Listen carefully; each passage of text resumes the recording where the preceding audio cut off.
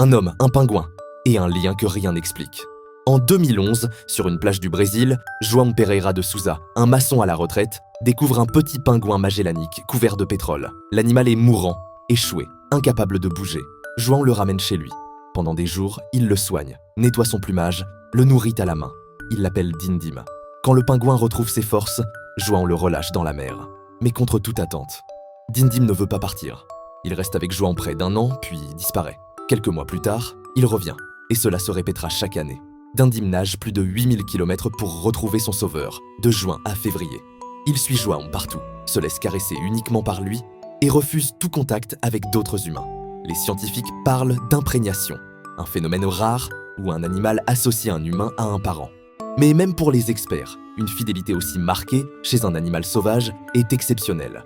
João dit souvent que Dindim pense qu'il est humain, ou que lui-même est devenu un pingouin.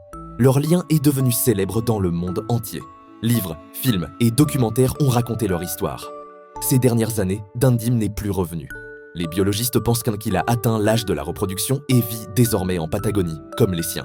Mais pour João, qui aujourd'hui a plus de 80 ans, peu importe. Dindim aura été un ami, un compagnon, et une preuve vivante que parfois, un geste de compassion peut créer un lien plus fort que la distance, l'instinct ou les espèces.